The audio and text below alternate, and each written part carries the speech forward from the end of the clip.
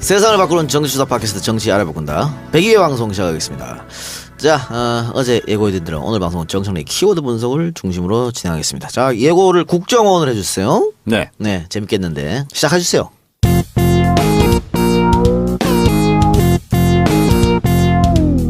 정청래 키워드 분석. 국정원, 네, 국가정보원, 네, 전실은 안기부, 그리고 중앙정보부. 그렇죠. 이렇게 되죠. 국가정보원은 필요합니다. 제대로 된 국가정보원을 위해서라도 흰쌀에 묻어있는 잡티들 다 빼내야 되죠. 그래서 서훈 국정원장이 출범하자마자 국정원 적폐 청산 TF를 구성하고 오늘 드디어 13개 주제로 목록을 작성했습니다. 예. 13개 항목 읽어보겠습니다. 북방 한계선 NLL 정상회담 대화록 공개, 국정원 댓글 사건, 문화계 블랙리스트, 헌법재판소 사찰, 서울시 유우성 공무원 간첩 사건 조작, 박원순 제안문건, 좌익 교수 필명 사건, 최동욱 검찰총장 뒷조사, 추명호 아주 실명을 거명을 했습니다. 육국장 비선 보고, 극우단체 지원, 세월호 참사 관련 의혹 이렇게 되어 있습니다. 예. 그리고 여기에다가 소위 이탈리아 해킹 프로그램 RCS를 이용한 민간인 사찰 및 선거 개입 의혹, 예. 거기에다가 노무현 대통령 논두렁 시계 사건 이렇게 포함이 되는데요. 최동욱 총장도 포함됐어요. 다 포함이 됐어요. 그래서 이명박근혜 정권 기간 동안 국정원발 대형 이슈들을 예. 총망라한 그런 기분인데요. 여기에 절반 정도는 저하고 직간접적으로 관련이 있고 제가 또 관여했던 그런 바가 있습니다. 정보위 계셔서? 정보위 있으면서요. 예. 자, 근데 국정원의 직무 범위가 어디냐? 이것은 국정원법 3조에 예. 명시가 되어 있습니다. 해외 정보 및 국내 보안 정보 예. 5개 항목에 제한하고 있습니다. 이외에는 어떠한 정보 수집을 할 수가 없습니다. 간첩 잡는 거, 대간첩, 대테러, 방첩, 국제 범죄 조직 뭐 이런 거 있죠. 마지막으로 하나가 대정부 전복. 네, 대정부 전복. 이 5개 이외에는 정보 수집을 할 수 없습니다. 따라서 민간인 사찰이라든가 아니면 무슨 정치인 조난 자료 작성이라든가 이런 것은 모두 불법이에요. 예. 이 국정원법 3조에 의해서. 그리고 정치에 개입을 한다 그러면 국정원법 9조가 공무원은 정치 활동을 할 수가 없고요. 그리고 선거에 개입할 수도 없고 이런 게 이제 국정원법 9조인데 예. 선거법 9조도 공무원의 정치적 중립을 규정하고 있어서 국정원법 선거법이 또 공교롭게 9조가 공무원들의 정치 개입을 엄금하고 있다 이렇게 말씀드릴 수 있겠습니다. 자, 그런데 우리가 대표적으로 국가의 정보기관, 국가의 사정 당국에 의해서 이러한 정치적 악행들을 할 수 있었던 나름대로 은폐막, 방패막이 될 수 있었던 것은 국정원법에서 부여하고 있는 대공수사권 예. 이걸 통해서 정치 사찰과 정치 개입을 구분하지 못하게 하는 그리고 실제로 최동욱 검찰총장도 말했듯이 국정원의 중앙 서버 컴퓨터 서버를 압수수색을 못했잖아요. 그러니까 실제로 헌법에서 보장하고 있는 검찰의 압수수색을 하지 못하게 하는 무력화시키는 어떻게 보면 초헌법적 기관인 거죠. 그래서 결론부터 말씀드리면 저는 대공수사권을 빨리 폐지하고 폐지해야 된다. 예. 그리고 검찰로 이양해야 된다. 예. 이런 거고요. 이게 중정이 김종필이 처음 만든 거 아니겠습니까? 네, 그렇습니다. 근데 김종필이 수사권 만들면서도 한시적이라고 분명히 못 박았어요. 네. 문제가 있다고. 그리고 세계 어느 정보기관에서도 수사권까지 같이 갖고 있는 나라는 없습니다. 그래서 아직까지 갖고 있기 때문에. 국정원 개혁의 핵심 중에 핵심이 그렇습니다. 대공수사권 폐지다. 이렇게 보고 있고요. 여러분 자백 영화 보셨나요? 예. 유우성 간첩 조작 사건을 예. 다룬 영화. 자백이 영화가 끝나면 마지막으로 올라가는 간첩 조작 사건 무죄 받은 거 재심을 통해서 쭉 올라가는데 예. 제가 이것도 이제 판도라에서 리스트를 다 공개했습니다. 98건이더라고요. 지금까지. 그래서 이 작가 이런 얘기 들으면 또 울지 모르는데 조봉암 선생 사형부터 시작해서 유우성 간첩 사건까지 98건이 있었더라고요. 뭐 사형당하고 무기징역당하고 이랬는데 다 무죄 받고 특히 인혁당 사법살인 8명 결국은 무죄 판결을 받았죠. 그 방금 말씀하신 98건은 어쨌든 재심에 가서 뒤집어진 거지 않습니까? 그렇습니다. 근데 재심까지 못 간 사건도 엄청 많습니다. 그렇습니다. 저보다 하나를 더 짚어주시네요. 네. 네. 그래서 이제 이런 폐해가 있었기 때문에 실제로 대공수사권은 폐지돼야 된다는 것이고, 그리고 지금 서훈 국정원장은 1차장, 2차장, 3차장에서 국내 차장 이걸 없애겠다. 이렇게 지금 했습니다. 그래서 완벽하게 국정원 개혁을 하겠다. 근데 저는 좀 부족하다고 생각합니다. 예. 그래서 아예 대공수사권 폐지 문제를 논의해야 된다. 이런 입장이고요. 이명박근혜 정권 동안에 벌어진 대표적인 국정원의 정치 개입 사건이 국정원 댓글 사건. 제가 이제 이것은 당시 국정원특위 간사를 맡아서 청문회까지 진행하고 해서 서울경찰청 사이버수사대에서 국정원 직원들이 달았던 댓글이 발견되고 지웠던 흔적들이 예. 실제로 동영상에 나왔고 많은 파장이 있었죠. 그래서 2012년 12월 16일 경찰의 허위수사 결과 발표로 표심이 왜곡돼서 실제로 문재인 대통령이 많은 피해를 받고 그리고 1년 후에 어떤 인천 지역을 대상으로 한 여론조사에서는요. 만약에 경찰의 허위수사 발표가 없었다면 네. 당신이 어디에 투표했겠습니까? 그래서 박근혜를 찍었던 상당수가 문재인을 찍었다. 이렇게 결과를 했어요. 그렇죠. 나왔죠. 그래서 보니까 결국 문재인 대표가 이기는 걸로 5년 동안 도둑 맞았다. 저는 이렇게 생각을 하고 있습니다. 그리고 NLL 대화록 공개. 이거는 역시 제가 정보위 간사 있을 때 있었던 일인데요. 오늘 갑자기 회의하고 있는데 국정원에서 연락이 왔어요. 회의록 공개할 테니까 보러 오라고. 그래서 제가 이거 말이 되냐. 그랬더니 이제 우리 야당은 다 그거 안 보겠다. 그랬더니 여당 쪽에만 갖다 주고 가는 장면을 제가 카메라로 촬영해서 공개했던 적도 있는데 그랬더니 대화록 요약본 있잖아요. 이거를 정부 야당 간사 방에 막 던져주고 다니는 거야. 그래서 내가 갑자기 놀래가지고 각 의원실에 절대 이거 받으면 안 된다. 그래서 다 수령을 거부했습니다. 근데 이것도 국정원의 대표적인 정치 개입 그렇죠. 사건입니다. 그리고 해킹 프로그램 사건, 국정원 임무과장 미스테리 자살 예. 의혹 있었던 사건이었죠. 마티즈. 마티즈, 네. 빨간 마티즈. 그런데 결국 이것도 국정원이 사실은 이게 도청 프로그램을 산 거잖아요. 예. 이것은 이런 도청 불법 예산은 편성할 수가 없어요.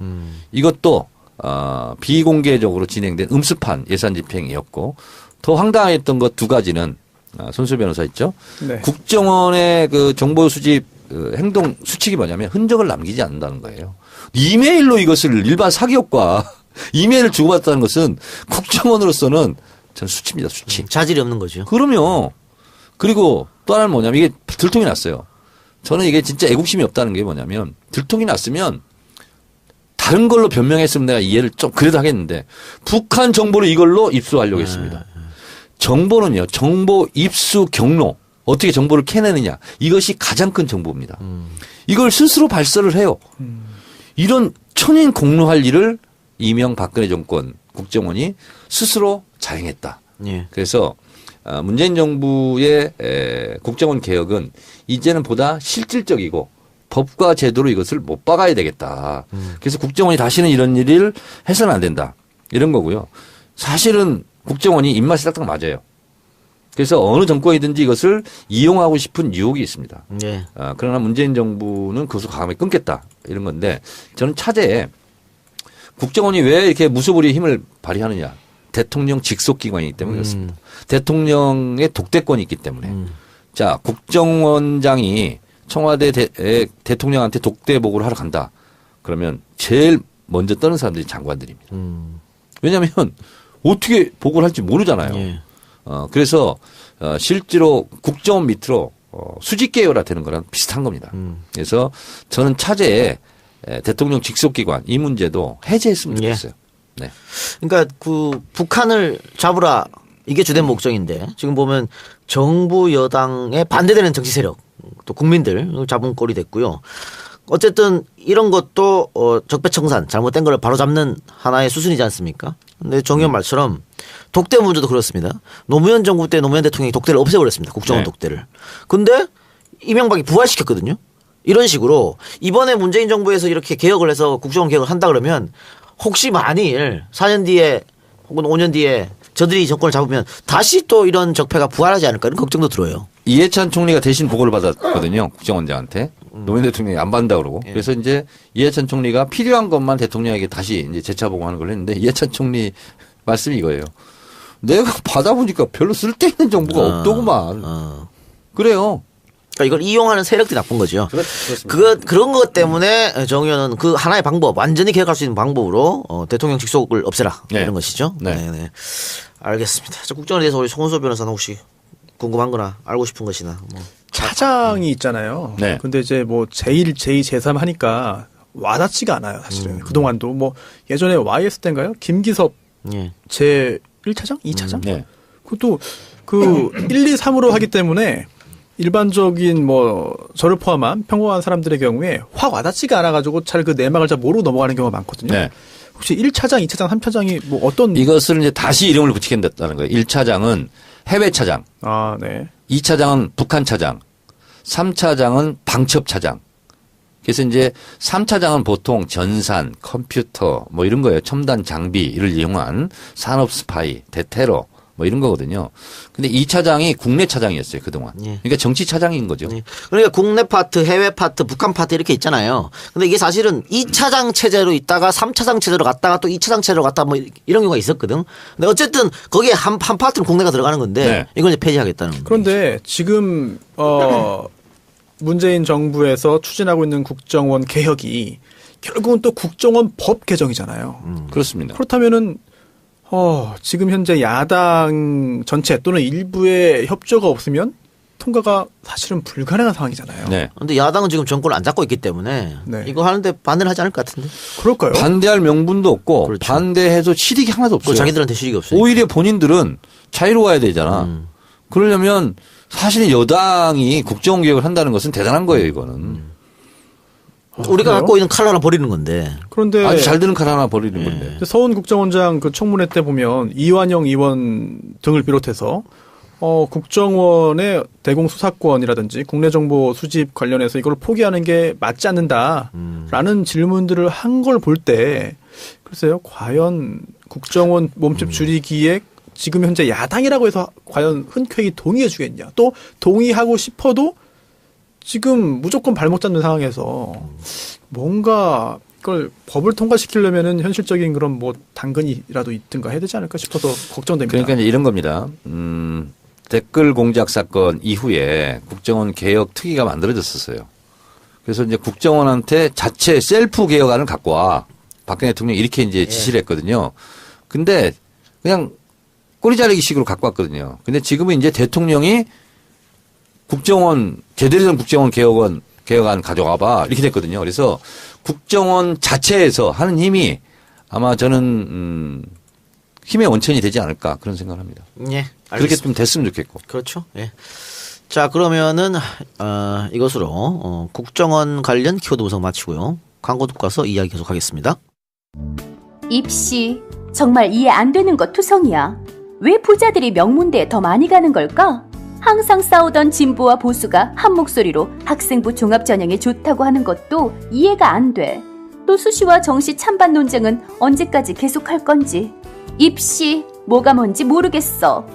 입시 현실 고발 웹툰 입시 유감 봤어? 입시에 대한 답답함을 쉽고 재미있게 풀어주는 만화야. 현실 고발뿐 아니라 중하위권 입시에 대한 내용도 담고 있어. 중하위권이라고 불리는 우리 주변의 평범한 학생들을 위한 헌정 만화이기도 해. 입시 유감? 유료 웹툰이야? 아니, 입시 유감은 무료 웹툰이야. 대중들이 입시 현실을 제대로 알아야 입시가 바뀌지 않을까 하는 취지로 만들었대. 검색창에 입시 유감을 쳐봐. 입시 현실 고발 웹툰 입시 유감. 네, 신규 광고가 하나 들어왔는데요. 이거 전에 광고를 한번 하셨어요. 1, 9등급 모두를 위한 진짜 입시 전략. 요 책 광고 있었는데 그 저자가 이 대학 입시에 대한 쓸쓸한 현실을 담은 웹툰을 이번에 다시 한번 제작했다고 합니다. 그래서 저희한테 다시 한번 광고를 해주셨어요. 그때 그 작가님께서 광고를 만류했던 그분 맞습니다. 예. 도움 안 될 가지 말라고. 좀 된 것 같은데요. 안 됐은 것 같은데. 근데 어쨌든 다시 한번 웹툰을 이번에 만들었는데 그 요즘에 뭐 입시에 대해서 많이 요즘뿐만 아니고 늘 입시는 사실은 중요한 화두였었죠. 근데 왜 예전에는 개찰에서 욕나는 시대가 있었는데 지금은 아니라 그러잖아요. 그래서 부자들이 명문대 많이 가고 뭐 이런 경향이 나타나는데 왜 그런지 그런 이유들 또 학생부 종합전형의 문제점이 무엇인지 또 중하위권 대학 성적 차별에 대한 변호, 또 자사고 관련 뭐 하여튼 여러 가지 대학 입시 정책 제안 등 내용을 웹툰으로 담았다고 하니까요. 관심 있는 분들 입시 현실 고발 만화 혹은 중하위권 헌정 만화인 입시 유감 검색창에서 입시 유감을 검색하시면 됩니다. 돈 벌려고 책을 만들거나 돈 벌려고 만화를 만드는 게 아니라 그래요. 공익을 위해서 만들었다 하니까 관심 있는 분들은 한 번씩 검색해 보시기 바랍니다. 네, 알겠습니다. 네, 우리 101에서 잠깐 언급했던, 문재인 대통령의 신 베를린 구상? 네, 신 베를린 네. 구상. 눈물이 났어요? 네, 약간 아, 좀 맺혔어요. 예. 사실은 그 전문을 읽어보면서 베를린 구상이 아니라 신 베를린 구상을 이름을 붙이는 것은 2000년 3월 김대중 대통령 이 작가가 너무나 존경하는 네. 우리 DJ 대통령의 베를린 구상을 사실은 나는 따랐다 이런 입장이기 때문에 신 베를린 구상인데요. 김대중 대통령의 베를린 구상의 핵심은 북한 체제 붕괴를 원하지 않는다. 그리고 평화가 정착이다. 평화 정착이 목표다. 이제 그리고 흡수 통일하지 않겠다는 사실상 선언이었거든요. 근데 이제 신 베를린 구상도 거기에서 그 정신에서 비켜서 있지 않습니다. 5대 정책 구상, 4대 제안이 이제 핵심인데요. 한미 정상회담에서는 남북 관계에 있어서 한국이 주도권을 갖고 그리고 트럼프가 이를 지지한다 함으로써 유엔 제재 국면과 다른 트랙을 투 트랙으로 우리가 주동적으로 남북 관계 복원을 위해서 노력할 수 있는 발판을 만들어줬고 트럼프 대통령이 거기에 대한 연대 보증을 서줬던 것이 의미가 굉장히 컸다면 신 베를린 구상은 김대중, 노무현, 문재인 이 민주정부 3기 민주정부가 1, 2기 민주정부의 남북관계 한반도 평화 정착을 위해서 노력하고 있고 계승하고 있다 하는 것을 재천명한 것인데요. 첫 번째 키워드가 뭐냐면 오직 평화입니다. 우리는 오직 평화를 추구한다 이런 거고요. 그리고 가장 저는 핵심적인 키워드 중에 또 하나가 뭐냐면 북한 체제 안정을 보장하는 한반도 비핵화를 추진한다. 이거였습니다. 저는 이것이 가장 핵심이다. 이렇게 보고 있고요. 그리고 이제 4대 제안 중에 10월 4일 14선언 10주년이 하필이면 추석입니다. 그래서 이산가족 상봉 그리고요. 비정치, 비군사적 부분에서 일관성 있게 교류 협력을 하자. 뭐 이런 거고요. 그리고 실질적으로 북한과 함께 할 수 있는 또 함께 할 수밖에 없는 뭐 예를 들면 임진강 수해 대책이라든가 아니면 전염병 대책이라든가 이런 것은 곧바로 하자. 그래서 남북 채널을 복원하자. 이렇게 이제 구체적으로 이제 제안하고 있고요. 그래서 한반도 신경제 지도를 그리자 이것인데요. 이것은 문재인 후보 시절에 당대표 시절에 실제로 신경제 지도를 한번 발표한 적이 있습니다. 그래서 남북 철도를 연결하자. 뭐 이렇게까지 지금 나오고 있습니다. 김대중 대통령 베를린 구상 때는 2000년 3월이었는데요. 그해 2000년 6월 정상회담을 했죠. 그러니까 베를린 선언 발표 이후에 석 달 만에 북한이 크게 반응해서 정상회담이 성사되었죠. 그리고 이제 문재인 대통령 이 신 베를린 구상에서도 김정은 위원장과 정상회담 하자 이렇게도 이제 제안했는데 김대중 대통령은 중반기 노무현 대통령은 이제 후반기에 정상회담이 돼서 실제로 일할 수 있는 시간이 적었거든요. 예. 근데 문재인 대통령은 지금 취임하자마자 정상회담을 사실상 제안한 거지 않습니까? 그렇죠. 그런 면에서 봤을 때 정상회담은 저는 빠르면 빠를수록 좋겠다. 이렇게 되고요. 중요한 것은 북한 5세 미만 영유아가 유엔 보고서에 의하면 28%가 영양실조에 걸려 있다. 이것은 무조건 일관성 있게 정치적인 상황과 분류해서 따로 따지지 말고 지원하자. 이런 건데요. 저는 판도라 얘기해서 죄송한데 정두원 의원이 그거 보고 깜짝 놀랐대요. 왜냐하면 북한이 ICBM을 발사했는데 이렇게 되면 보통 강공 정책으로 나가는데 그럼에도 불구하고 이런 입장을 발표하기 어려운 국면이 조성되었음에도 불구하고 독일에 가기 전에 무력 시하고 우리도 좀 쏘고 미사일 쏘고 가서는 역시 안정감 있게 이 국면이 어려운 국면에 이걸 발표했다는 것이 자기는 더 높이 평가할 만하다. 그렇게 얘기해서 그렇게 높이 평가하는 부분에 대해서 더 높이 나는 평가한다. 이렇게 얘기를 했죠. 그리고 어쨌든 그 신베를린 구상을 얘기하면서 이제 북한 붕괴는 바라지 않는다 이런 얘기도 있었고요. 네, 침략하지 않겠다. 그렇죠. 예, 또 언제든 만날 용의가 있다. 인위적인 통일하지 않겠다. 그렇게 얘기했는데 이 신베를린 구상에 대해서 일단 뭐 TV조선 같은 경우에는 북한이 반대 입장을 냈다는데 거짓말이고요. 네. 입장 낸 거 전혀 없습니다. 네, 아직 낸 거 없습니다. 예, TV조선의 바람이겠지. 전원책 변호사의 바람이겠고. 근데 왜 그런 보도가 나와요? 전원책 변호사 그렇게 얘기하더라고. 바람을 방송에서 한 거야. 예. 그런 바람 피운 거지. 그거는 신베를린 구상 나오기 전에 북한이 한 이야기를 갖다가 쓱 끄집어내서 다시 이렇게 밀어넣은 거죠. 그건 말이 안 되는 거고. 그래서 그런지 어쨌든 이 신베를린 구상에 대해서 국민 여론은 대단히 좋습니다. 예. 그 리얼미터가 조사를 했는데요. 신베를린 구상에 대해서 66.2%가 찬성, 반대는 22.5%밖에 없어요. 예. 없고 이 재밌는 거는 광주 전라가 당연히 찬성이 압도적으로 높습니다. 1등이거든요. 2등이 서울. 근데 3등이 부산 경남이고 4등이 대구 경북이에요. 그 수는 찬성이 높아. TK, PK에서 높다니까 찬성이. 근데 저는 놀라운 또 여론조사가요. 실현 가능성이 있다가 47%예요. 예. 가능성이 없다가 41%. 예. 그게 실제로 실현 가능성도 있네. 저는 이 통계 수치가요. 실현 가능성이 없다고 높다는 것이 매우 놀라워요. 그렇죠. 왜냐하면 이명박 박근혜 9년 내내 압박하고 이러면서 대화가 불가능했었거든요. 네. 그러니까 이런 구상을 내놔도 안 될 거야라고 생각할 수 있어. 한 10년 동안 그렇게 했기 때문에. 그러니까 9년 동안 실질적으로 엄청난 양의 종북 어떻게 보면 바이러스를 그렇죠. 전 국민에게 지금 뿌린 거 아니에요. 이게 일시에 거쳤어. 그럼에도 불구하고 이렇게 결과가 네. 나왔다는 거에 대해서 희망이 있다. 특히나 대북 북한 관련해 가지고 대화를 할 것이냐 대결할 것이냐 이런 여론조사했을 때도 최근 들어 대화를 해야 된다는 게 굉장히 훨씬 더 높게 나오고 있는 추세죠. 그러니까 미국에서도요. 이제 대북 압박 그러잖아요. 근데 그 압박과 제재도 결국은 대화를 통해서 뭔 문제를 해결해야 될 거 아니에요. 그래서 손수호 변호사 이런 네. 말 들어봤어요? peaceful pressure. 네. 야, 평화로운 압박. 평화로운 압력. 이거 있잖아요. 그래서 확실히 이 대통령 하나가 특히 남북 관계에서는요. 굉장히 중요한 키맨이에요. 이것은 마음먹기 달려있는 거예요. 대북 관계는. 그래서 문재인 대통령이 저는 김대중 대통령, 노무현 대통령을 잇는 신베를린 구상 전문을 한번 읽어보세요. 나는 이 자리에서 분명히 말합니다. 이러면서 얘기하는데 감동적입니다. 저는. 그래요. 근데 문제는 이제 북한이 어떤 입장을 내놓는가 하는데 우리 100일에서 얘기했습니다만 아무런 지금 대답을 안 하고 있는 상황입니다. 저는 이렇게 생각합니다.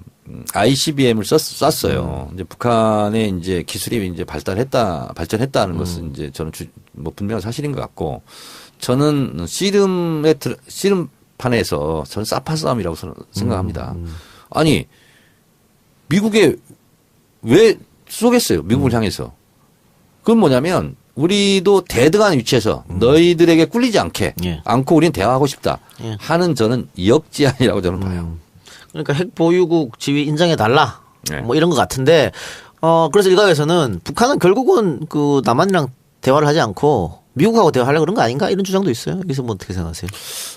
저는 3쿠션이라고 생각합니다. 네. 미국을 통해서 미국이 대화를 할 수 있는 분위기를 더 만들고 그래서 남과 북이 대화를 하면 결국 미국도 같이 딸려서 오는 거 아니냐. 저는 이런 전략을 좀 쓰고 있다. 이렇게 보는데 이 대목에서 우리가 한 가지 맨날 북핵 문제를 가지고 얘기하는데 저는 북핵은 물론 없애야 되고 한반도 비핵화를 저는 원합니다. 예. 근데 미국은요. 핵이 제일 많은 나라 아니에요? 예. NPT라는 것이 뭐냐면 핵 확산 금지 조약이 우리 몇몇 나라는 가자는데 니네 나라는 가지면 안 돼. 이거거든요. 사실은. 이게 완전히 솔직히 힘의 논리죠. 근데 저는 문재인 대통령이 또 첫 일정을 독일에 가서 동백나무를 심었잖아요. 유이상 선생 묘소. 이런 구상은 이런 아이디어는 누가 낼까? 누군가 내겠죠. 네. 예. 누가 낸다 그러더라고요. 누군지 저는 모르겠어요. 이것은 뭐 의전 비서관 쪽에서 저는 낼 거라고 저는 보는데 기가 막힙니다. 이렇게. 예. 하나 궁금한 게 있습니다. 지금 정 의원님께서 이제 그 한반도 비핵화 찬성하신다고 말씀하셨는데 저도 그런데 원유철 의원 네. 우리나라도 핵 보유하자라는 네. 이야기를 아주 당당하게 하고 있습니다. 그건 진짜 아무것도 모르는 인간이 하는 소리지. 그건. 그러니까 저는 그거 볼 때마다 참 영혼이 쓸쓸하고 불쌍해 보여요. 이건 뭐냐면 원희철 의원을 그걸 다른 말로 한다면 한미동맹 깨자는 그렇죠. 미국이 절대 안 된다고 하는데 뭐 어떻게 우리가 그 개발할 거야 그러면? 그리고 한미 원자력 협정도 깨야 돼요. 왜냐하면 미국이요. 우리 원전에서 나오는 거 있잖아요. 원전 찌꺼기 이걸로 혹시 핵하는 거 아니야? 그래서 낱낱이 다 봅니다. 그러면. 반미주의자네요. 그렇게 반미지죠. 그리고요. 우리 NPT 탈퇴해야 돼요. 아유, 그럼 국제적인 제재가 그렇지. 그러면서요. 또 이란급으로 올 텐데. 북한을 욕할 수가 없어. 그렇네요. 원희철대로 얘기한다면 우리 NPT 탈퇴하고 한미 원자력 협정 깨고 한미 동맹 우리는 깬다 하고 선언하고 해야 되는 거거든요. 아니 있던 전술핵도 다 내보냈는데 뭘 핵을 만들어? 말도 안 되는 얘기죠, 그거는. 그러니까 갖고 뭐 어디서 갖고 올 거야? 북한? 북한에 될 거야? 원희철 의원 좀 유아틱한 좀 철딱선이 없는 얘기 그만하세요. 네. 그래요. 자 그러면 국내 정치 얘기 다시 돌아가 봅시다. 아니 근데 네. 저 이번에 G20 네. 정상회담 있잖아. 네. 많은 숨겨진 사실이 있더라고. 네. 뭐냐면 박근혜 전 대통령 취임 이후에 첫 G20 정상회담하고 비교를 하는데 박근혜 대통령은 의장국 몇몇 회담하고 너브콜이 안 들어왔대요. 회담하자고. 근데 문재인 대통령은 19군데에서 사실상 다 들어왔대. 야 19군데에서. 외국 정보기관들의 정보력에 감탄합니다. 그리고 그렇죠. 즉석에서 예정이 없던 것도 막 정상회담 하다 그러고 특히 메르켈 총리 같은 경우는 나랑 꼭 만나달라고. 그렇게 관심을 표명했고. 네. 그리고 뭐 다른 정상들도 다 만나기를 원했대요. 근데 이것은 문재인 대통령이 잘생겨서 이런 것도 하나 있겠지만 한국 국민들의 높은 민주주의 의식, 촛불 혁명 이거를 국제사회가 우리가 평가하는 것보다 훨씬 높게 평가한다는 거예요. 아니 그런 것도 있겠지만 기본적으로 독자자의 딸이 대통령 된 거 하고 인권 변호사가 대통령이 된 거하고 아주 그건 기본적으로 다른 것이죠. 그러니까요. 하늘과 땅 차이죠. 그럼 정말. 그러니까 해외에 있는 교포들이 특히 대한민국 국민임을 자랑스럽게 생각하고 우리 뭐 영국 음악 축제 이문덕 이게 다 문재인 덕분이다. 네. 그래서 특히 해외에 있는 교포들이 정말 감격스러워하고 정말 기뻐하는 것 같아요. 저는 그런 얘기도 들었거든요. 내 친구 언젠가 우리 정치 알바에 한번 얘기한 것 같은데 미국에 있는 내 친구가 야 니네는 어떻게 트럼프를 뽑냐. 그러니까 미국 친구가 바로 그랬다는 거 아니야. 니네는 박근혜 뽑았잖아. 그러니까 할 말이 없더라는 거야. 근데 어쨌든 해외 나가면 다 애국자가 된다 그러는데 외국에서 살고 계시는 우리 동포 여러분들에게는 문재인 대통령이 큰 선물인 것 같아요. 예, 그렇습니다. 자, 그럼 국내 정치 얘기 좀 해봅시다. 지금 야 3당이 송영무 조대엽 후보자에 대해서 문 대통령 임명을 강행할 시에 협치는 완전히 끝나는 것이다. 이렇게 거의 반협박식으로 나오고 있어요. 그러면서 이 송영무 조대엽 후보자보다 더 늦게 이제 청문회를 한 그 유영민 후보자 같은 경우는 벌써 청문고사 채택했어요. 그러면서 이 사람들은 안 해주고 있어가지고 일단은 그 문재인 대통령도 강행은 하지 않고 더 며칠 지켜보기로 했다. 뭐 이런 것 같아요. 그리고 민주당에서도 시간을 좀 달라. 야당을 설득할 수 있는 시간이 이렇게 이제 얘기를 한 것 같은데 두 사람에 대한 그 임명 어떻게 대통령은 강행할 거라고 보십니까? 아니면 뭐 두 사람 중에 한 명? 저는 이게 이해가 안 가는 것이요. 예. 어쨌든 야당의 목소리에 귀를 기울인 거 아니에요. 일단 보류한 거 아닙니까? 연기. 연기하고. 예, 예. 그러면 야당은 어떻게 나와야 되냐면 우리 얘기를 들어줘서 고맙다. 우리 좀 더 협상을 하자. 예. 이렇게 나오는 건데 연기한 거 가지고도 꼼수다 이렇게 네, 얘기해버리면 네. 이건 대화를 하겠다는 게 아니고 협치를 가지고 협박하는 거예요. 이거. 일단 정치를 모르는 제가 먼저 말씀드리고 그다음에 의원님께서 말씀을 해주시면 좋을 것 같은데 그냥 다 임명할 것 같습니다. 저는. 어떻습니까? 의원님께서. 그냥 임명했으면 좋겠어요, 저도. 뭐 이런 식으로 나오는데 뭐라고 어떻게 하라고. 그렇죠. 뭐 안 할 이유도 없을 것 같고. 그러니까 문재인 대통령은 이제 원칙주의자라고 많이 얘기하는데 아마 대통령이 세운 원칙은 그런 것 같아요. 국민들의 여론을 최우선을 하지 않나 이런 생각이 드는데 국민 여론도 두 사람 임명이 지금 높기 때문에 임명할 것도 같은데 그랬을 때 또 후폭 뽑을 생각을 또 안 할 수가 없거든요. 그런데 임명을 둘 중에 적어도 한 명을 뭐 지명을 철회한다면 야당이 추경이나 정부조직법 통과에 바로 협조해 줄까요? 그것도 그렇죠. 저는 야당이 하도 때렸으니까 그래. 당신들 뜻대로 그냥 한 명은 내가 좀 물를게 이렇게 해버리잖아요. 그러면 추경 가지고 더 또 집중적으로 달라질 거라고 봐요. 저는 어차피 자기들이 목표를 세우고 하는 거기 때문에 저는 뭐 야당이 이러면 협치를 하고 저러면 뭐 안 하고 이런 문제는 아닌 것 같아요. 그러니까 사실은 이거 가지고 정치적 딜을 한다는 게 웃긴 거죠. 되면 되고 안 되면 안 되는 거지 장관이 뭐. 아니 그리고 추경은 추경이고 인사는 인사지. 그렇죠. 그걸 가지고 딜을 한다는 자체가 이해가 안 되는 거고. 그리고 그 조선일보 오늘자 조선일보에 이 인사 관련돼서 정부가 특히나 청와대가 고집 부리고 있다라는 취지의 기사가 정말 여러 개 나왔어요.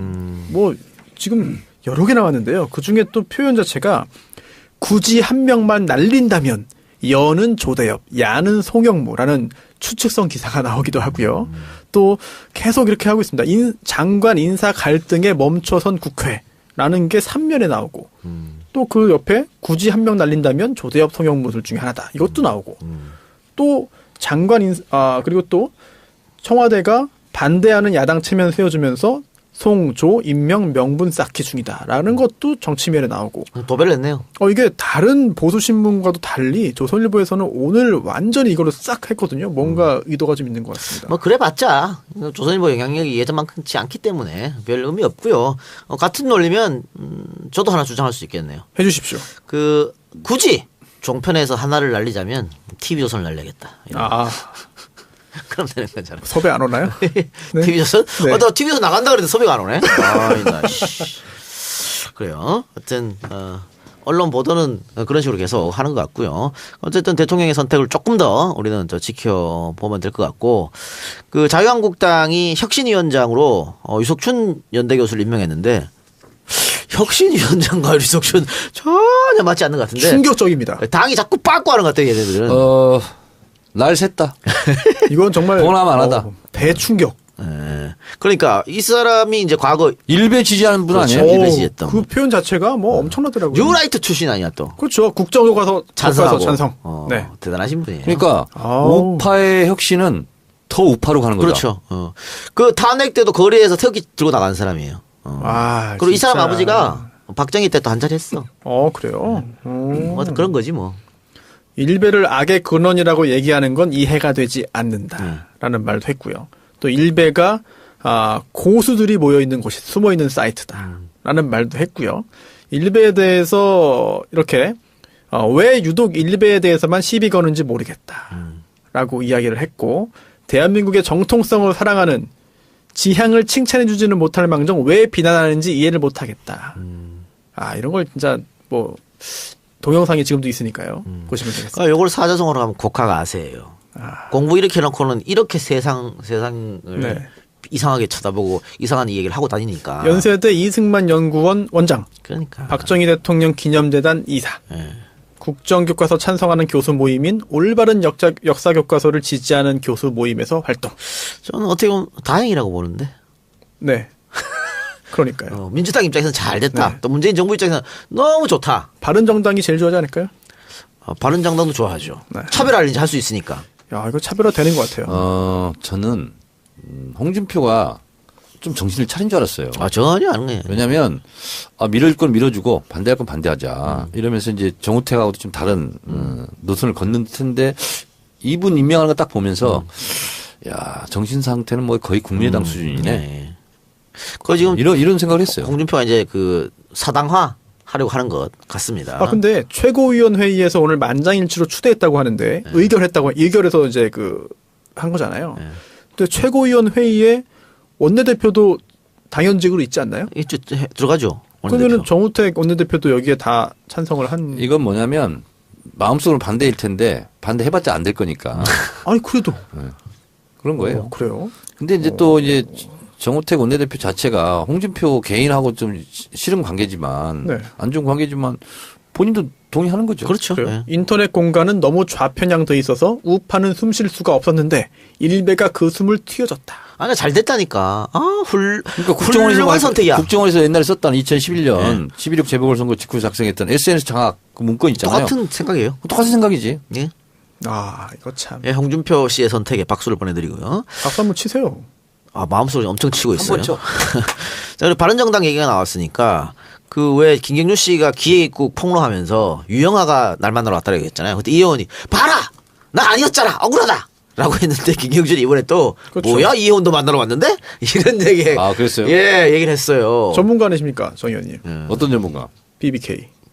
뭐 그렇다고 볼 수는 없지. 그러니까 BBK 최대 전문가는 네. 정봉주 선생. 아 그렇긴 하죠. 그러니까 유영아는 변호사니까 김경준을 네. 다이렉트로 만날 수 있었고 당시 네. 빵에 있었으니까. 네. 근데 이혜훈은 변호사가 아니어서 직접은 못 만났지만 누구 이혜훈이 보냈다. 사람을 시켜가지고 네. 변호사를 그러니까 그렇습니다. 변호사가 이혜훈이 보내서 왔다. 네. 미국까지 갔다는 거잖아. 그런데 네. 이혜훈은 아니라고. 그렇습니다. 그리고 또 표정도 적나라하게 캡처돼가지고 인터넷에 나돌고 있는데 아니 그거는 유영아 씨라고 했나요?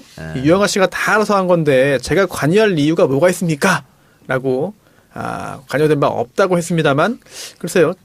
김경준 씨가 좀 더 구체적으로 이야기한다면은 새로운 상황으로 갈 수 있을 것 같습니다. 이혜훈 의원 17대 국회 때 저랑 어느 방송인가에 토론 한번 한 적이 있습니다. 그때 보고 참 답 없다 이렇게 예. 생각을 했는데 네. 김어준이 뉴스공장 나오면서 예. 좀 착해진 거 아니야? 세탁에 세탁. 이렇게 했는데 저는 본질은 변하지 않는다. 그럼요. 네. 예. 그쪽 출신이 뭐 세탁한다고 해서 세탁이 됩니까? 예. 그리고 아닐 땐 굴뚝에 연기는 나지 않는구나. 그때 소문이 그랬으니까 낫겠지. 또 그런 생각도 들어요. 또 김경준 씨가 일부러 이혜훈을 엿먹이려고 거짓말할 이유가 없잖아. 지금 안 그래요? 그렇죠. 그럴 이유가 없기 그럴 때문에. 이유가 없죠. 예. 네.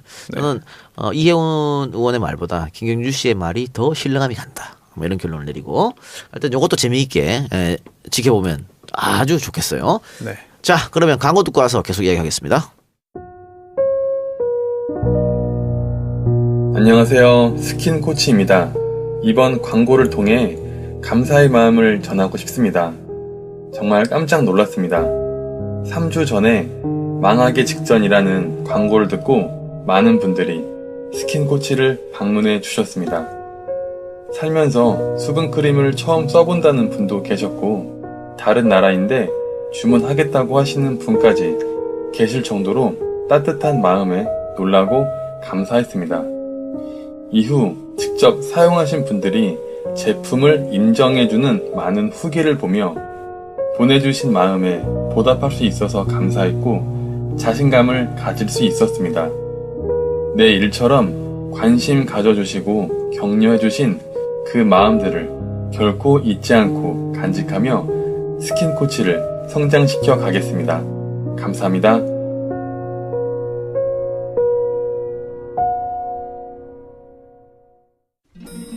아직도 홍삼만 드십니까? 홍삼만 드신 여러분 행복하십니까? 살림살이 좀 나아지셨습니까? 이제 마카 산삼을 드십시오. 마카 산삼. 잉카인들이 즐겨 먹었던 남미 페루의 산삼. 인체에 꼭 필요한 31가지 미네랄과 18종의 아미노산을 함유한 천연 종합 영양제. 세계적인 슈퍼푸드로 인정받아 전 세계가 열광하는 그것. 바로 마카입니다. 페루의 마카와 우리나라의 산삼을 하나로 만들었습니다. 마카 산삼. 이게 다가 아닙니다. 20년 경력 전문가의 자문을 받아 우리 몸에 좋은 11가지 원료까지 하나로 만든 건강 푸드. 마카 산삼. 이제 홍삼 가격으로 마카 산삼 드십시오. 와, 이거 남자한테 딱이네. 딱이야. 애미야, 나한테도 딱이구나. 엄마, 나도 마카산삼. 나도. 검색창에 마카 산삼 또는 영한 네이처를 검색하세요. 영한 네이처 마카 산삼이 답입니다. 마카 산삼을 꼭 기억하세요. 네, 스킨코치하고 마카산삼 두 가지 광고 듣고 왔는데요. 스킨코치 아마 여러분 기억나시겠습니다만 얼마 전에 저희가 광고를 했어요. 이분이 좀 재고가 많다 안 팔려가지고 그래서 정치 알바에 좀 도와주면 좋겠다 해서 광고를 했는데 이야 재고 있던 거 다 팔았답니다. 완판. 완판. 오, 대단하십니다. 그래서 그동안 재고 있을 필요가 없었네. 정치 알바에 바로 광고하면 되죠. 바로 다 팔았어요. 여러분 정치 알바에 재지 마세요. 바로 광고하세요. 그렇습니다. 예. 재고 잊지 마세요. 그래서 감사해서 다시 한번 제작했었고 또 다시 한번 광고를 의뢰하셨습니다. 엄마와 아기가 함께 삶을 수 있는 착한 성분으로 만들어진 스킨코치 OD 수분크림 5D 아니고 OD 수분크림. 네. 7월 한 달간 이벤트가 있다고 하네요. 정알바 청취자분들을 위해서 네이버 스토어팜에서 30% 할인 진행한다고 합니다. 네이버 스토어팜에서만 한다고 하니까 할인 30% 할인 이벤트 많이 참석해 주시기 바랍니다. 네이버를 이용하시지 않는 분은 전화나 문자로 주문해도 동일하게 그럼 네이버만은 아니네. 네, 동일하게 할인된 금액으로 판매한다고 해요. 홈페이지는 skincoach.co.kr이고요. 전화는 010-8492-0923 010-8492-0923번으로 전화해서 스킨코치 OD 수분크림 한번 써보시기 바랍니다. 자, 그리고 두 번째 광고는 역시 꾸준히 하시죠. 마카산삼. 저는 항상 요거 읽게 되는 것 같아요. 그래요? 이거 저한테만 주신 겁니까? 계속? 아니 계속 우연이에요. 아, 정말 우연이에요? 네. 우연히 계속되는 필연인데. 그러니까 이거 읽기 되게 힘들어요. 마카산삼. 네. 영한네이처의 마카산삼 그리고 마카산삼 녹용 광고 들으셨는데요. 마카산삼을 업그레이드해서 마카산삼 녹용을 출시했더니 예전 마카산삼 찾는 분도 여전히 계십니다. 그래서 둘 모두 출시해서 판매하고 있는데요. 용량은 67% 증가됐지만 가격은 그대로입니다. 마카산삼, 마카산삼 녹용 모두 다 판매하고 있습니다. 검색창에서 영한네이처 검색하시거나 전화번호 031-323-2559로 연락주세요. 예, 고맙습니다. 광고 많이 사랑해 주시고.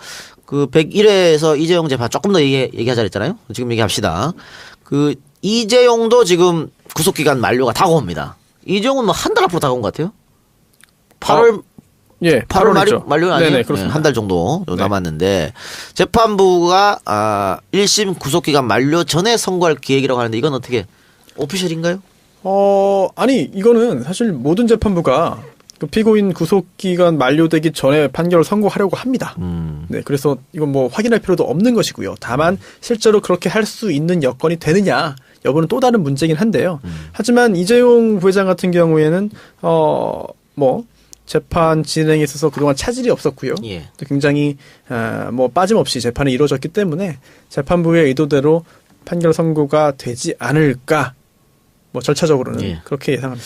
그런데 지금 뭐 언론에서도 다양한 이야기를 하고 있습니다만 안종범 수첩 있지 않습니까? 네. PR같이 적었는데 예. 특검에서 안종범 수첩을 직접 증거가 아닌 정황 증거로 채택했어요. 네, 이게 간접 증거. 간접 증거죠. 그래서 이게 특검이 불리해진 거 아니냐 이런 이야기도 좀 있어요. 저는 그렇게 보지 않습니다. 예. 네, 왜냐면은요, 이게 형사 사건에서 증거라는 게 직접 증거와 간접 증거로 나눌 수 있겠는데, 직접 증거는 정말로 그 증거를 가지고 범행 사실을 딱 입증할 수 있는 거잖아요. 그런데 주된 혐의가 뇌물이잖아요. 예. 뇌물을 주었다, 뇌물을 받았다라는 혐의를 입증하려고 하는 건데, 그럼 직접 증거는 뭐가 있을까요?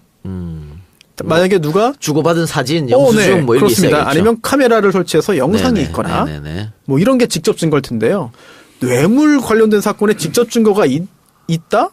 없는 게 거의 대부분이죠. 없는 게 당연합니다. 그래서 간접 증거들을 가지고 이제 직접 증거가 있는 것과 유사할 정도로 증명한다면 유죄 판결이 선고되는 것이고 그러지 못할 경우에는 안 되는 거잖아요. 그렇다면은 지금 이 안종범 수첩은 직접 증거가 될 수 없어요, 사실은. 왜냐하면 안종범 전 수석이 당시에 독대 자리에 있던 건 아니거든요. 예. 그렇기 때문에 안종범 수석이 당시 현장에 있었고 그 자리에서 오고 간 이야기를 적었다라고 한다면 직접 증거가 될 수 있겠지만 그게 아니라 독대가 끝나고 박근혜 전 대통령으로부터 지시를 들었고 그걸 적은 거잖아요.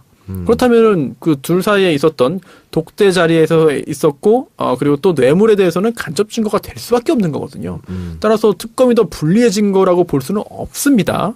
다만 이제 특검이 이제 헤쳐나가야 될 것은 이 간접 증거를 가지고도 유죄 판결을 선고받을 수는 있지만 간접 증거들을 종합해서 판사가 유죄의 확신을 갖도록 만들어야 되는 것인데 그거는 정말 이제 검사 그리고 특검의 몫이죠. 과연 가능할지 여부는 그들의 역량에 달려 있는 것이고요. 법조 사륜 네. 중에 하나인 네네. 제가 법조 전문가로서 봤을 때 직접 증거는 박근혜가 말하는 것을 녹음을 했다. 그건 직접 증거가 될 수 있죠. 그렇죠. 근데 이건 받아 적은 거예요. 그렇습니다. 그렇기 때문에 당신의 의견이 들어간 거 아니야? 당신이 기억을 못한 것, 잘못한 것도 있는 거 아니야? 이렇게 끼어들 수 있는 소지가 있기 때문에 직접 증거로 삼기에는 이것은 거의 불가능하다. 그래서 간접 증거로 삼을 수밖에 없었던 거고 그것이 재판에 유리하다 불리하다라고 따지는 것은 무망한 일이고 근데 간접 증거로 이게 채택했다는 것은 그 중에서 진실이 뭐냐는 것을 100%다 취하지는 않을 거예요. 봤을 때 이거는 분명한 이거는 뭐 증거가 된다 하는 부분은 증거로 채택하고 거기에 따라 맞게 저는 뭐 유죄 선고를 하면 뭐 되는 것이지 이것이 직접이냐 간접이냐 가지고 유불리 따질 일은 아니다. 일단 전체가 증거로 채택은 됐어요. 네. 이 부분에 있어서는 특검의 승리입니다. 왜냐하면 이재용 부회장 측에서는 이 안종범 수첩이 관여된 모든 사건에서 변호인들이 이렇게 주장하는 거예요. 이 수첩이 적법한 압수 절차를 거치지 않은 것이기 때문에 아예 증거 능력이 없다. 위법하게 수집된 증거다라고 주장을 했습니다만 하지만 재판부에서는 그건 아니다. 일단 위법한 증거가 아니고 증거 능력은 있다.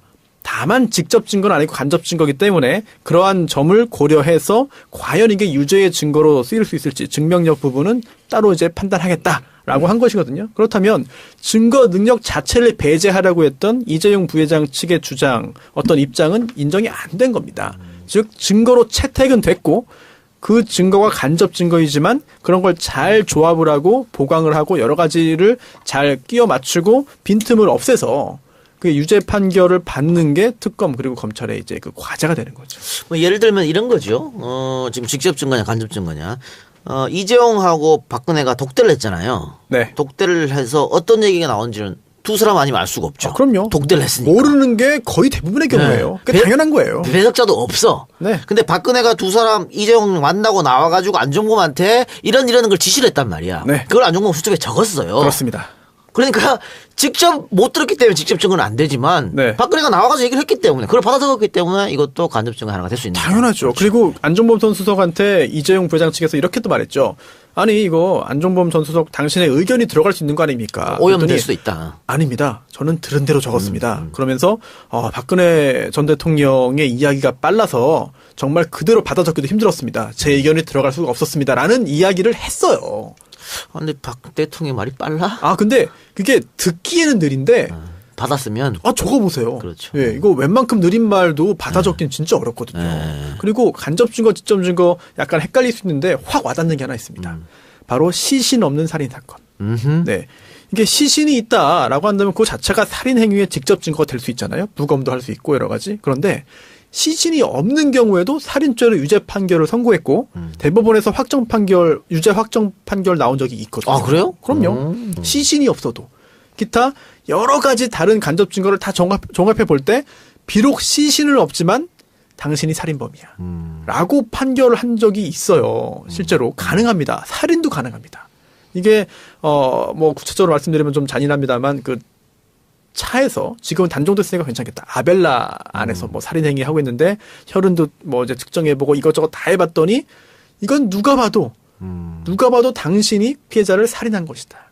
라고 해가지고 살인죄 유죄 판결을 선고했고 대법원도 그렇게 확정한 적이 있거든요. 야, 시신 없는 살인 사건 많이 있었는데 그래서 네. 누가 봐도 범인인데 빠져나간 인간들 많은데. 그런데 그런 경우에 다만 이제 그 또 하나는 이런 간접 증거만 가지고 유죄 판결을 선고할 수 있지만 그렇다 하더라도 직접 증거가 존재하는 것에 버금가는 정도로 유죄의 확신을 할 수 그러니까 있어야 된다. 간접 증거가 여러 가지 정황적으로 들어가면 그것만으로도 충분히 유죄 판결 가능하다. 뭐 이렇게 가능합니다. 결론하면 될 것 네, 같고요. 가능합니다. 그리고 7월 11일 날 대통령이 국무회의를 주재했습니다. 이 자리에는 총리도 당연히 참석했고 교육부 총리도 참석했고 박원순 서울시장도 참석했습니다. 참석해서 여러 가지 얘기를 합니다. 교육부에서 이제 학생 안전 대책을 마련해라. 안전을 중요시하는 대통령 갖고 막 얘기했고 또 남북 대화 막힌 상황에서 관계 개선을 위해서 지자체 민간의 역할이 중요하다. 역시 민간 교류를 먼저 해야 된다 이런 생각 같습니다. 네. 정부의 옳은 방향이에요. 그렇죠. 예. 그렇게 얘기했고 또 지금 중국 관광객이 사드 문제에서 많이 안 들어오고 있기 때문에 이번 여름은 해외여행 대신에 국내에서 또 특히 농어촌에서 보내는 캠페인을 벌이는 게 어떻겠냐라고 대통령이 직접 제안을 했다고 합니다. 그러면서 공무원들 다 연차 휴가 쓰라고 이렇게 하면서 역시 이것은 내수 진작 이런 걸 위해서 얘기한 것 같아요. 참 굿 아이디어네. 그렇죠? 예, 그렇게 얘기했고 또 여기에 대해서 이제 김상곤 교육부 장관 같은 경우에는 특히 이제 여름철에 그 찜통 교실 문제, 또 여름철 물놀이 문제, 장마철 학교 시설물 안전점검 철저하게 하겠다 이렇게 얘기했고요. 박 시장 같은 경우에는 국회 추경 통과가 시간이 걸리는데 서울시는 2조 원 규모의 일자리 중심 추경 예산안을 편성해서 집행하겠다. 뭐 이렇게 이야기를 했습니다. 그래서 또 박 시장이 또 아세안 특사 방문이나 우즈베키스탄 등의 도시 외교를 통해서 외국에 나가보면 외국 정상이나 외국인이 대한민국을 평가하는 수준이 매우 높다는 걸 알 수가 있다. 지혜로 외교 다변화를 할 필요성을 느꼈다. 이렇게 얘기하니까 대통령이 외교 다변화를 위해서 지자체 차원의 외교도 매우 중요하다. 이렇게 얘기를 한 것 같아요. 얼마 전에 그 박원순 시장이 한겨레신문 어딘가 인터뷰를 했는데 기자가 직접 묻습니다. 그 대선 경선 때 문재인 대통령을 적폐 청산 대상이라고 얘기했는데 그거 어떻게 생각하냐? 그러니까 그때 제가 좀 대들었는데요. 형님이라서 역시 대범하게 잘 받아주더군요. 이렇게 얘기했어요. 저도 봤습니다. 그렇죠. 네. 좀 웃기죠. 잘 받아쳤네요. 네네. 그러면서 역시 대범하신 게 와가지고 서울시의 뭐 인력도 저희가 데려가서 도 되겠습니까? 뭐 먼저 문재인 대통령이 이야기할 정도로 대범했다. 역시. 아니, 서울시에서 많이 좀 데려다 썼어요. 근데 실질적으로. 한 가지 놀란 게 문재인 대통령이 3살 형이더라고요.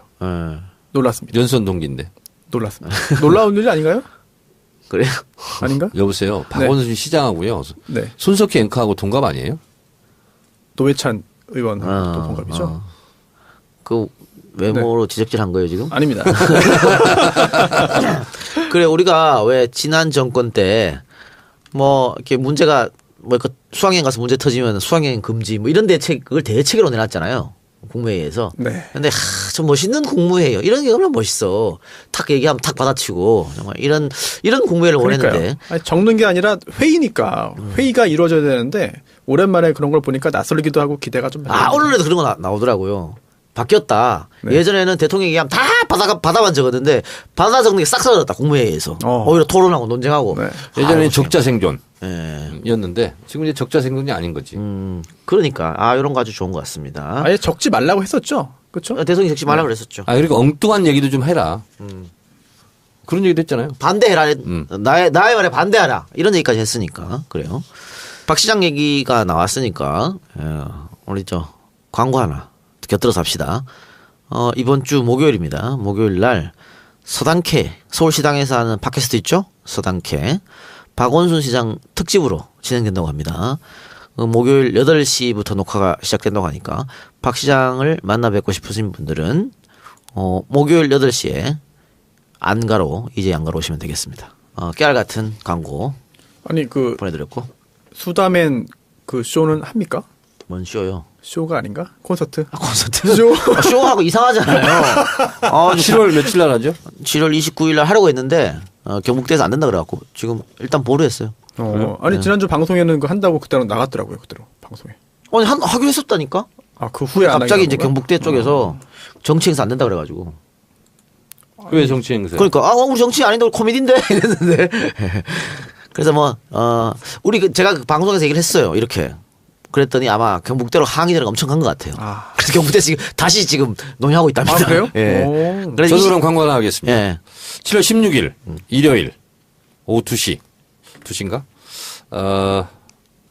서울시당 신입당원 아카데미에 유명 강사가 초청되었습니다. 접니다. 단독으로 하세요?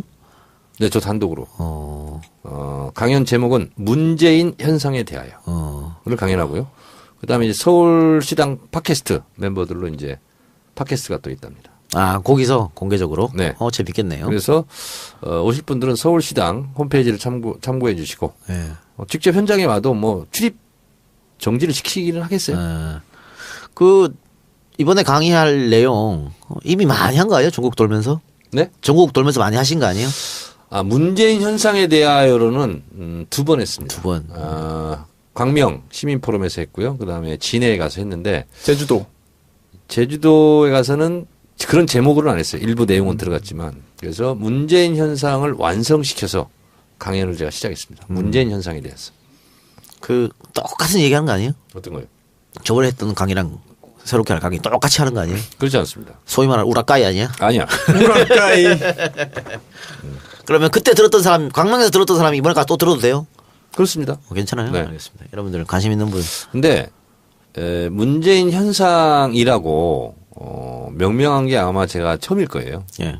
저는 이것은 뭐 안철수 현상 때문에 문재인 현상 하면 좀 그렇긴 한데 어쨌든 안철수 현상은 뭐 문화 현상이기는 했었어요 그때. 근데 그것과는 질적으로 차원이 다른 문재인 현상. 이게 뭐냐면 뭐 이문덕 깃발 들고 나가고 뭐 이하 때라고 들어봤죠? 이게 다 야당 때문이다. 그리고 무슨 뭐 장관 왜 인사청문 안 하냐고 문자 보내고 이게 새로운 일찍이 없었던 현상이거든요. 그래서 그것을 제가 종합 분석해서 강연을 시작했습니다. 예. 관심 있는 분들 많은 참석 바랍니다. 저도 짧게 하나 광고. 아, 광고라기보다는 야구 관련해서 기사가 계속 쏟아지는데요. 네.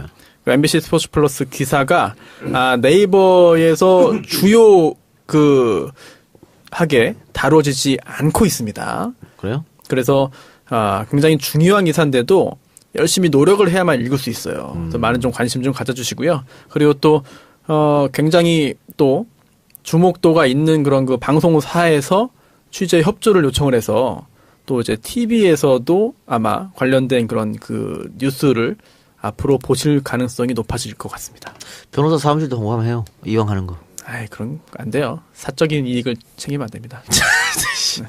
야구 얘기하니까 네. MLB 파크. 네. 야 특종했어요. 안철수 속초행. 저는 닮은 사람인 줄 알았어요. 처음에. 아 그래요? 네. 근데 진짜더라고요. 이 작가 MLB 파크 하루에 몇 번 들어가요? 저 자주 들어가요. 자주? 저도요. 그래요? 재밌어요? 재밌어요. 네. 예, 깜짝 놀랐어요. 예. 전 뭐 웬만한 대형 사이트는 다 들어가니까. 근데 제가 요즘에 저의 정체성에 맞는지 모르겠지만 파리쿡. 네. 야, 거기가 묘한 재미가 있어요. 파리국도 네 정체성이 맞아요. 그래요? 예. 묘한 재미가 있어요. 네. 아니 근데 거기도 회원가입 해야 돼요? 아니요, 그냥 아니요, 읽을 안 수 해도 있어요. 할 수 있어요. 아, 그냥 들어가요? 자유 게시판. 네. 네.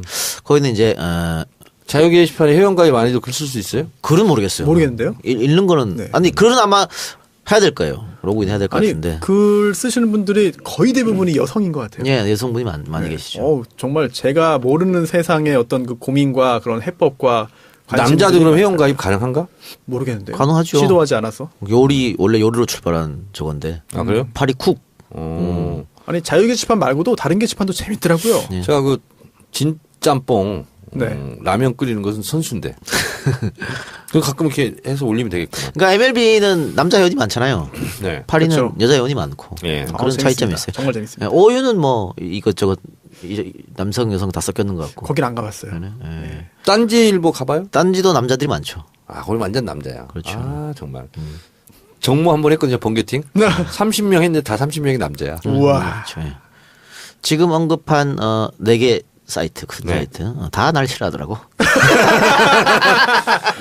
파리쿡에서도요? 파리국도 싫어해. 다 왜 싫어해. 그러지? 뽐뿌라는 데도 있잖아. 예, 뽐뿌도 있죠. 예. 물건 사는 데 아닙니까? 맞아요. 많아요. 뽐뿌, 끌리앙, 이종격투기 많아. 우리 이종격투기 아재들은 날 좋아하더라고. 안 가겠다. 이종격투기 사랑해요. 예, 앞으로도 계속 응원해 주세요. 102회 방송 여기서 마치고 101회 들어주신 여러분 대단히 감사하고 저희는 다음 주에 돌아온 손혜원 의원과 103회 방송 보내드리도록 하겠습니다. 자, 들어주신 여러분 대단히 감사하고 방청해주신 여러분도 고맙습니다. 자, 다음 주에 뵙겠습니다. 감사합니다. 고맙습니다. 힘의 원천이 되지 않을까 그런 생각을 합니다. 예, 그렇게 좀 됐으면 좋겠고. 그렇죠. 예. 자, 그러면은 이것으로 국정원 관련 키워드 분석 마치고요. 광고 듣고 와서 이야기 계속하겠습니다. 입시 정말 이해 안 되는 거 투성이야. 왜 부자들이 명문대에 더 많이 가는 걸까? 항상 싸우던 진보와 보수가 한 목소리로 학생부 종합전형에 좋다고 하는 것도 이해가 안 돼. 또 수시와 정시 찬반 논쟁은 언제까지 계속할 건지. 입시 뭐가 뭔지 모르겠어. 입시 현실 고발 웹툰 입시 유감 봤어? 입시에 대한 답답함을 쉽고 재미있게 풀어주는 만화야. 현실 고발뿐 아니라 중하위권 입시에 대한 내용도 담고 있어. 중하위권이라고 불리는 우리 주변의 평범한 학생들을 위한 헌정 만화이기도 해. 입시 유감? 유료 웹툰이야? 아니, 입시 유감은 무료 웹툰이야. 대중들이 입시 현실을 제대로 알아야 입시가 바뀌지 않을까 하는 취지로 만들었대. 검색창에 입시 유감을 쳐봐. 입시 현실 고발 웹툰 입시 유감.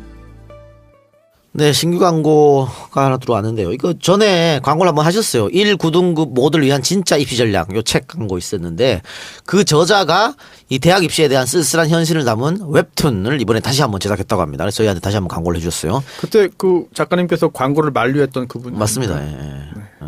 도움 안 될 가지 말라고. 좀 된 것 같은데요. 안 됐은 것 같은데. 근데 어쨌든 다시 한번 웹툰을 이번에 만들었는데 그 요즘에 뭐 입시에 대해서 많이 요즘뿐만 아니고 늘 입시는 사실은 중요한 화두였었죠. 근데 왜 예전에는 개찰에서 욕나는 시대가 있었는데 지금은 아니라 그러잖아요. 그래서 부자들이 명문대 많이 가고 뭐 이런 경향이 나타나는데 왜 그런지 그런 이유들 또 학생부 종합전형의 문제점이 무엇인지 또 중하위권 대학 성적 차별에 대한 변호 또 자사고 관련 뭐 하여튼 여러 가지 대학 입시 정책 제안 등 내용을 웹툰으로 담았다고 하니까요. 관심 있는 분들 입시 현실 고발 만화 혹은 중하위권 헌정 만화인 입시 유감 검색창에서 입시 유감을 검색하시면 됩니다. 돈 벌려고 책을 만들거나 돈 벌려고 만화를 만드는 게 아니라 그래요. 공익을 위해서 만들었다 하니까 관심 있는 분들은 한 번씩 검색해 보시기 바랍니다. 네, 알겠습니다.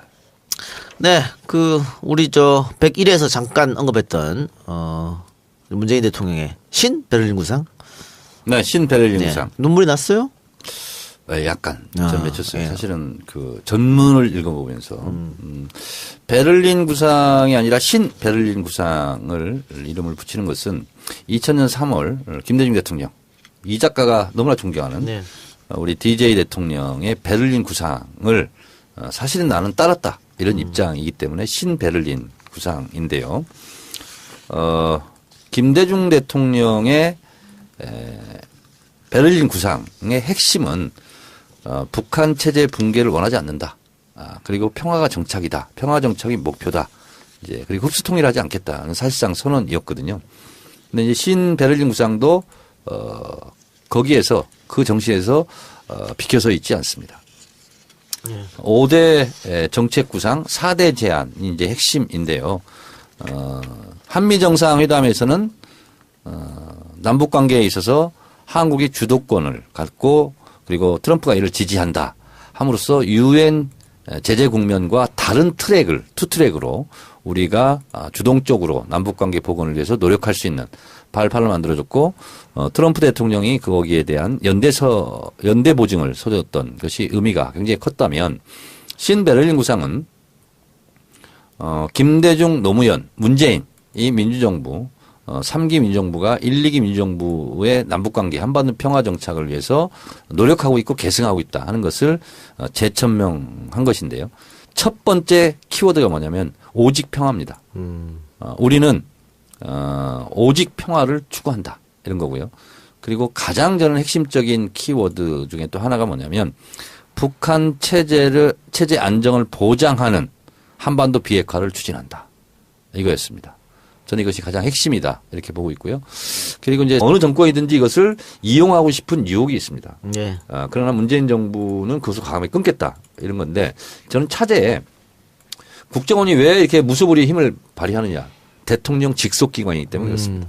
대통령의 독대권이 있기 때문에. 자, 국정원장이 청와대 대통령한테 독대 보고를 하러 간다. 그러면 제일 먼저 떠는 사람들이 장관들입니다. 왜냐하면 어떻게 보고를 할지 모르잖아요. 예. 그래서 실제로 국정원 밑으로 수직 계열화 되는 거랑 비슷한 겁니다. 그래서 저는 차제에 대통령 직속기관 이 문제도 해제했으면 좋겠어요. 네. 그러니까 북한을 잡으라 이게 주된 목적인데 지금 보면 정부 여당에 반대되는 정치 세력 또 국민들 잡은 꼴이 됐고요. 어쨌든 이런 것도 적폐청산 잘못된 걸 바로잡는 하나의 수순이지 않습니까? 근데 정 의원 말처럼 독대 문제도 그렇습니다. 노무현 정부 때 노무현 대통령이 독대를 없애버렸습니다. 국정원 네. 독대를. 근데 이명박이 부활시켰거든요. 이런 식으로 이번에 문재인 정부에서 이렇게 개혁을 해서 국정원 개혁을 한다 그러면 혹시 만일 4년 뒤에 혹은 5년 뒤에 저들이 정권을 잡으면 다시 또 이런 적폐가 부활하지 않을까 이런 걱정도 들어요. 이해찬 총리가 대신 보고를 받았거든요. 국정원장한테. 노무현 대통령이 안 받는다 그러고. 예. 그래서 이제 이해찬 총리가 필요한 것만 대통령에게 다시 이제 재차 보고하는 걸 했는데 이해찬 총리 말씀이 이거예요. 내가 받아보니까 별로 쓸데있는 정보가 없더구만. 그래요. 그러니까 이걸 이용하는 세력들이 나쁜 거죠. 그런 것 때문에 정 의원은 그 하나의 방법, 완전히 개혁할 수 있는 방법으로 대통령 직속을 없애라 네. 이런 것이죠. 네. 네. 알겠습니다. 자, 국정에 대해서 우리 송은소 변호사는 혹시 궁금한거나 알고 싶은 것이나 뭐. 차장이 있잖아요. 네. 근데 이제 뭐 제1, 제2, 제3 하니까 와닿지가 않아요, 사실은. 그동안도 뭐 예전에 YS 때인가요? 김기섭 예. 제 1차장? 2차장? 네. 그것도 그 1, 2, 3으로 하기 때문에 일반적인 뭐 저를 포함한 평범한 사람들의 경우에 확 와닿지가 않아가지고 잘 그 내막을 잘 모르고 넘어가는 경우가 많거든요. 네. 혹시 1차장, 2차장, 3차장이 뭐 어떤 이것을 이제 다시 이름을 붙이겠다는 거예요. 1차장은 해외 차장, 아, 네. 2차장은 북한 차장, 3차장은 방첩 차장. 그래서 이제 3차장은 보통 전산, 컴퓨터 뭐 이런 거예요. 첨단 장비를 이용한 산업 스파이, 대테러 뭐 이런 거거든요. 근데 2차장이 국내 차장이었어요, 그동안. 예. 그러니까 정치 차장인 거죠. 네. 그러니까 국내 파트, 해외 파트, 북한 파트 이렇게 있잖아요. 근데 이게 사실은 2차장 체제로 있다가 3차장 체제로 갔다가 또 2차장 체제로 갔다가 뭐 이런 경우가 있었거든. 근데 어쨌든 거기에 한 파트는 국내가 들어가는 건데 네. 이걸 이제 폐지하겠다는 거예요. 그런데 지금 문재인 정부에서 추진하고 있는 국정원 개혁이 결국은 또 국정원 법 개정이잖아요. 그렇습니다. 그렇다면은 지금 현재 야당 전체 또는 일부의 협조가 없으면 통과가 사실은 불가능한 상황이잖아요. 네. 근데 야당은 지금 정권을 안 잡고 있기 때문에 네. 이거 하는데 반대를 하지 않을 것 같은데. 그럴까요? 반대할 명분도 없고 그렇죠. 반대해서 실익이 하나도 없어요. 자기들한테 실익이 없어요. 오히려 본인들은 자유로워야 되잖아. 그러려면 사실 여당이 국정원 개혁을 한다는 것은 대단한 거예요, 이거는. 우리가 그래요? 갖고 있는 칼 하나 버리는 건데. 그런데 아주 잘 드는 칼 하나 버리는 건데. 서훈 국정원장 그 청문회 때 보면 이완영 의원 등을 비롯해서 국정원의 대공 수사권이라든지 국내 정보 수집 관련해서 이걸 포기하는 게 맞지 않는다라는 질문들을 한 걸 볼 때 글쎄요, 과연 국정원 몸집 줄이기에 지금 현재 야당이라고 해서 과연 흔쾌히 동의해 주겠냐? 또 동의하고 싶어도 지금 무조건 발목 잡는 상황에서 뭔가 이걸 법을 통과시키려면은 현실적인 그런 뭐 당근이라도 있든가 해야 되지 않을까 싶어서 걱정됩니다. 그러니까 이제 이런 겁니다. 댓글 공작 사건 이후에 국정원 개혁 특위가 만들어졌었어요. 그래서 이제 국정원한테 자체 셀프 개혁안을 갖고 와. 박근혜 대통령이 이렇게 이제 지시를 했거든요. 근데 그냥 꼬리 자르기 식으로 갖고 왔거든요. 근데 지금은 이제 대통령이 국정원, 제대로 된 국정원 개혁안 가져와 봐. 이렇게 됐거든요. 그래서 국정원 자체에서 하는 힘이 아마 저는, 4대 제안 중에 10월 4일 14선언 10주년이 하필이면 추석입니다.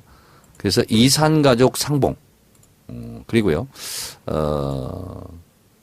비정치, 비군사적 부분에서 일관성 있게 교류 협력을 하자. 뭐 이런 거고요. 그리고 실질적으로 북한과 함께 할 수 있는 또 함께 할 수밖에 없는 뭐 예를 들면 임진강 수해 대책이라든가 아니면 전염병 대책이라든가 이런 것은 곧바로 하자.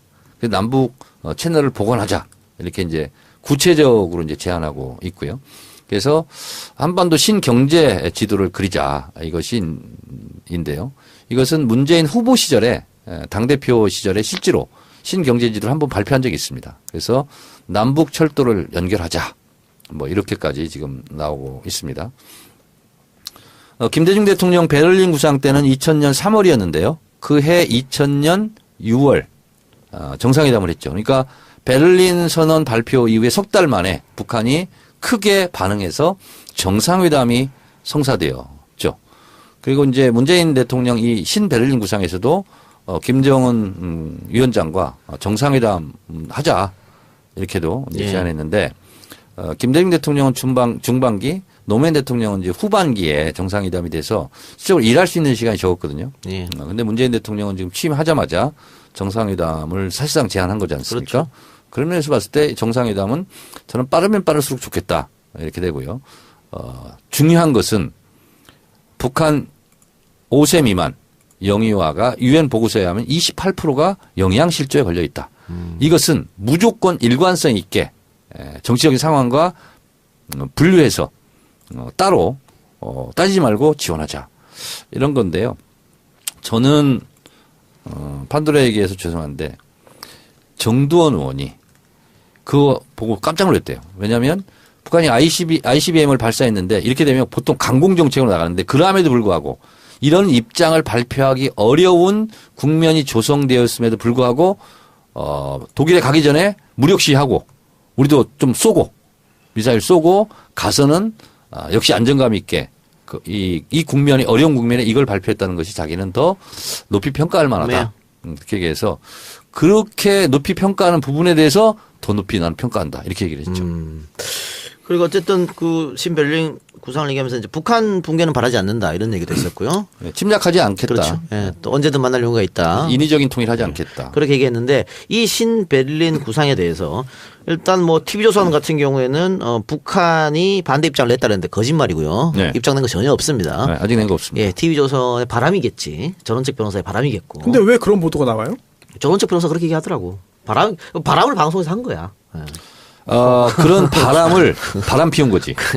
그거는 신베를린 구상 나오기 전에 북한이 한 이야기를 갖다가 쓱 끄집어내서 다시 이렇게 밀어넣은 거죠. 그건 말이 안 되는 거고. 그래서 그런지 어쨌든 이 신베를린 구상에 대해서 국민 여론은 대단히 좋습니다. 예. 그 리얼미터가 조사를 했는데요.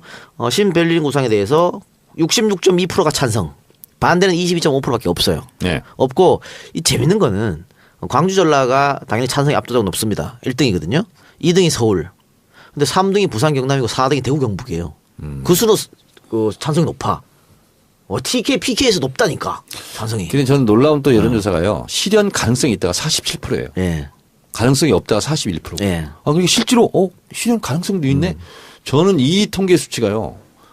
실현 가능성이 없다고 높다는 것이 매우 놀라워요. 그렇죠. 왜냐하면 이명박 박근혜 9년 내내 압박하고 이러면서 대화가 불가능했었거든요. 네. 그러니까 이런 구상을 내놔도 안 될 거야라고 생각할 수 있어. 한 10년 동안 그렇게 했기 때문에. 그러니까 9년 동안 실질적으로 엄청난 양의 종북 어떻게 보면 바이러스를 그렇죠. 전 국민에게 지금 뿌린 거 아니에요. 이게 일시에 거쳤어.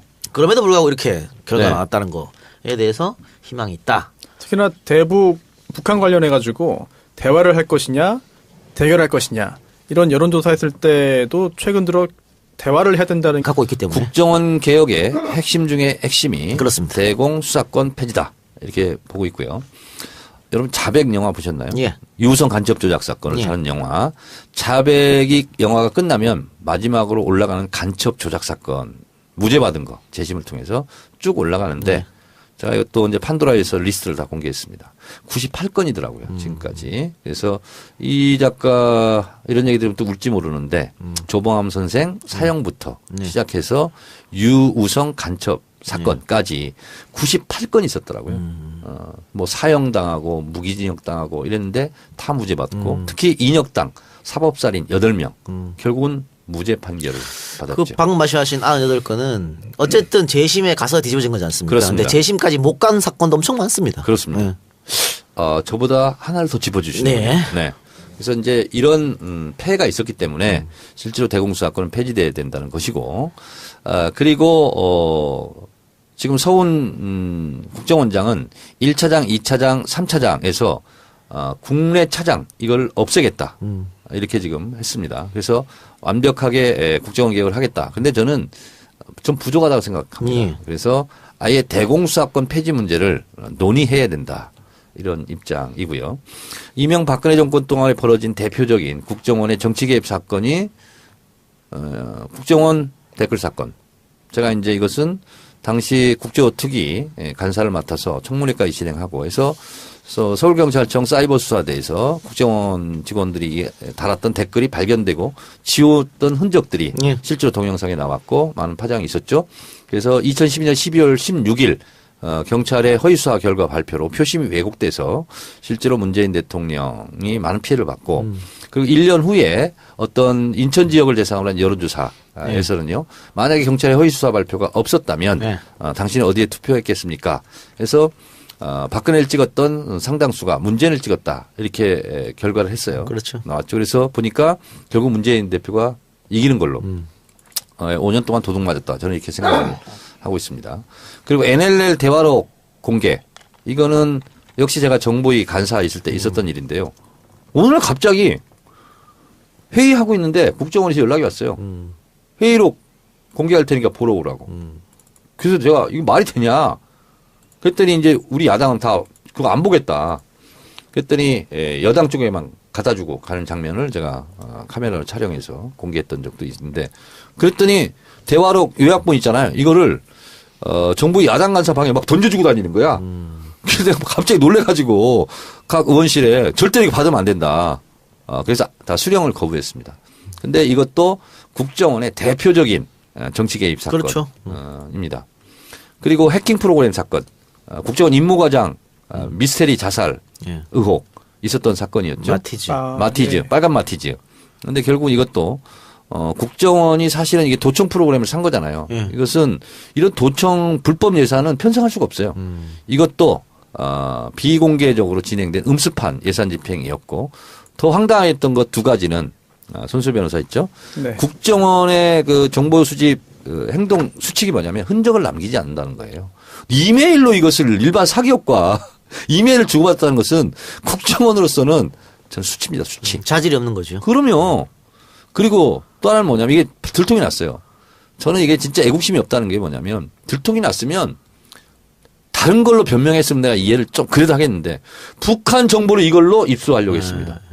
정보는요. 정보 입수 경로. 어떻게 정보를 캐내느냐. 이것이 가장 큰 정보입니다. 이걸 스스로 발설을 해요. 이런 천인 공로할 일을 이명박근혜 정권 국정원이 스스로 자행했다. 예. 그래서 문재인 정부의 국정원 개혁은 이제는 보다 실질적이고 법과 제도로 이것을 못 박아야 되겠다. 그래서 국정원이 다시는 이런 일을 해서는 안 된다. 이런 거고요. 사실은 국정원이 입맛이 딱딱 맞아요. 그래서 세상을 바꾸는 정치수다 팟캐스트 정치 알아보건다 102회 방송 시작하겠습니다. 자, 어제 예고해드린 대로 오늘 방송은 정청래 키워드 분석을 중심으로 진행하겠습니다. 자, 예고를 국정원을 해주세요. 네. 네, 재밌겠는데 시작해주세요.